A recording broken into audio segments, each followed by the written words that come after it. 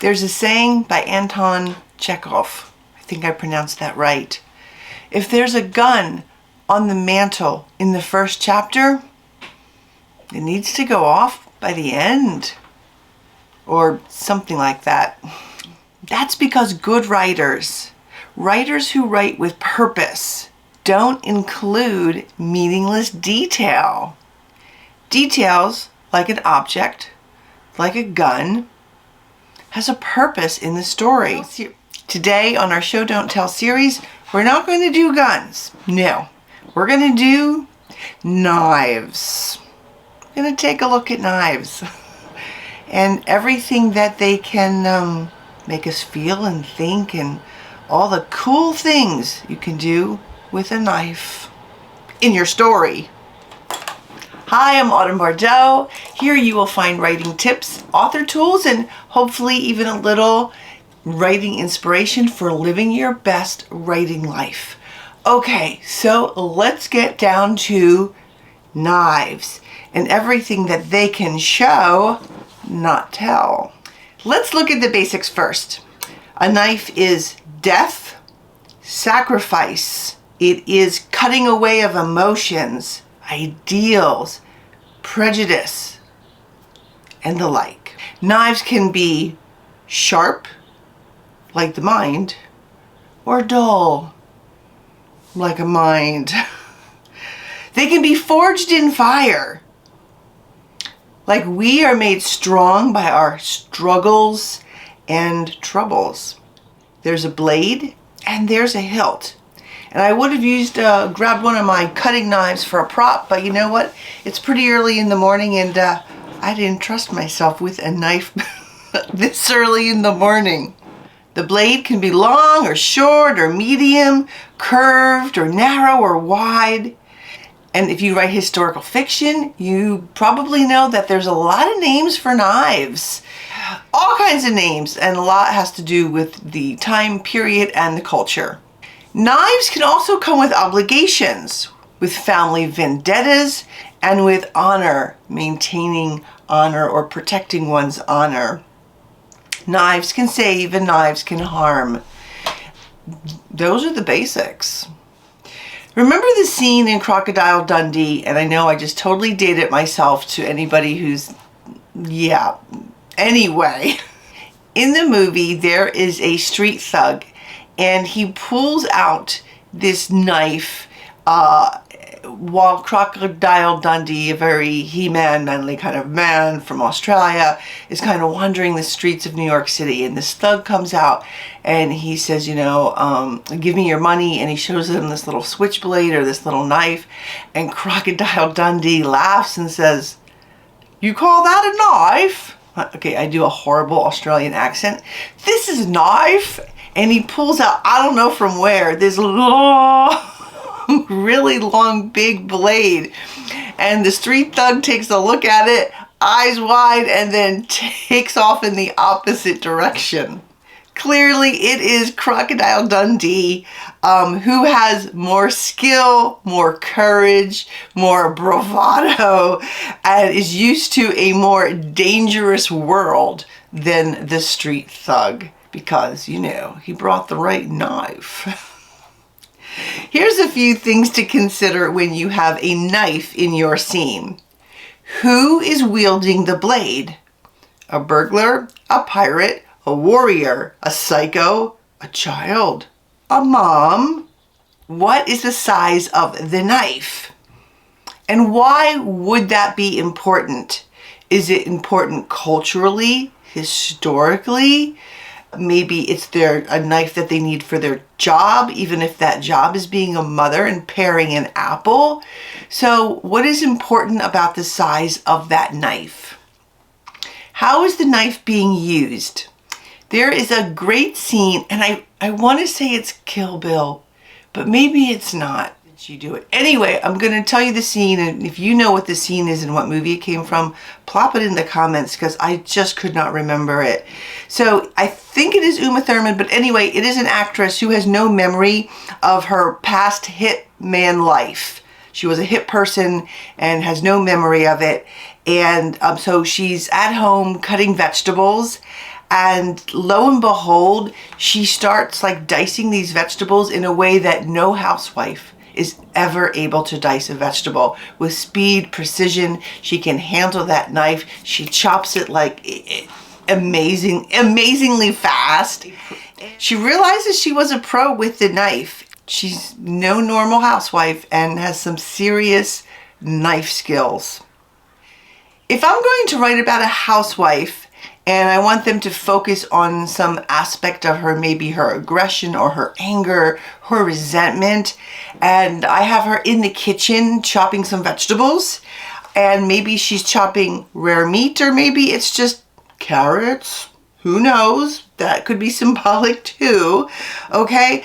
But let's say it's rare meat and she's talking to her husband or her kids and she's chopping this or doing something where with the meat and there's blood on the meat and there's blood on the blade and she lifts it up to say something. So these are all action, but are you going to make it something more? Is it going to be foreshadowing? Is it that she's become violent? Is it that she's a little up here?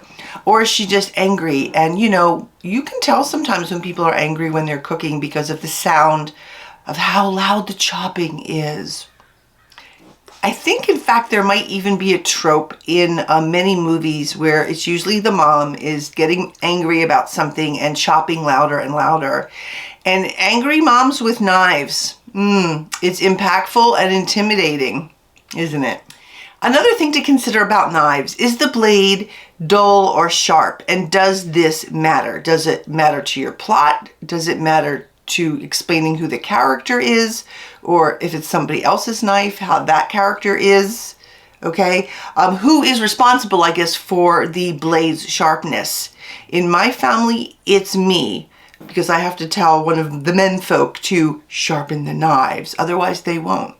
However, fishermen, hunters, they know how to sharpen a knife, and they need their knives very often in what they do. And so chances are all their knives are very, very sharp.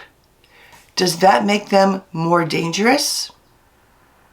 I think so. Son-in-law, the fisherman, do you hear me? Another thing to consider with a knife, is the blade shiny or dull, dented or scratched, dripping with blood, or way too clean? There's a scene I wrote in Impaler's Wife when Dracula, the Prince of Wallachia and commander of his army, looks at, after a battle, he looks at his soldiers to see what their blades look like. It's not a knife, but it's the blade, right? And if it's too clean, too shiny, too pristine, he knows that the soldier did not fight in the battle. He also can tell by looking at a warrior's blade if they are a newbie or not. Also, because I use a lot of knives in that novel. Earlier in the novel, Dracula receives the family dagger with the Order of the Dragon inscribed in the hilt. And yes, I believe it was a real thing. And he knew when he received that from one of his father's friends that he had to, he was honor bound to avenge the murder of his mother, his father, and his older brother. I use knives a lot in my historical fiction to show elements of character, foreshadowing, all of that in my story. And I think for me, it helps me show the reader their intent or their worldview or their mind frame or their culture or their emotion much better than if I tell it. I think the knife can say it better than I can. I think knives and historical fiction kind of go hand in hand. Okay, let's look at just a few phrases with knives. There's bringing a knife to a gunfight. There's a knife in the back, courtesy of the Julius Caesar assassination. Not the sharpest knife in the drawer. You could cut the atmosphere with a knife on a knife's edge. That's just a few of them. Then, of course, there's all the things that go with the knife, like the blade and the hilt and the whole sharpening it with a whetstone or however you're sharpening it. And we have all heard or read in stories that it is a really great metaphor. People use it as a great metaphor or sometimes symbolism for one's own mind, one's own skill level. The knife, the sharpening, that whole thing. So, does your story have a knife in it? Are you making the most of the description? Or how does the character use or wield the blade? What do you want to say to show that about them? Do you want to show with the way that they wield that they are nervous, anxious, that they're fearless, courageous, valiant, stupid, naive, unable, have zero skill, little skill, think they know more than they do? These are all things to think of when you have them pick up a knife. When you're writing that knife scene, you can, if you want, sprinkle on that added extra nuance, flavor, that nuance seasoning that will really help your characters feel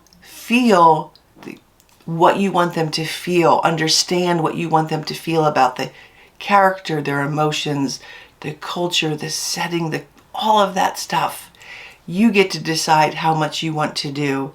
And I always tell people, don't do this on a first draft. Do it on the second and third draft, because I think then you can really dig into what do I really want to show here when they pick up that knife, how hard they hold that hilt, if it's shaking in their hands, how sharp or shiny or dull the blade is. That's it for now. If you want to dig more into symbolism, I do have the Magic of Symbolism book. Enrich your writing with hidden meaning. It's really cheap on Amazon, very doable, very small, and gives you lots of things to think about when you're coming up with stuff where you're like, I need to do something here with my characterization. Okay, we're gonna do our close. As always, my corny close. So dream of slicing through your plot like a knife through butter. Create characters that shine bright with sharp precision, and embrace the idea that writing is like a whetstone to your creativity. Have a great writing week. Bye-bye.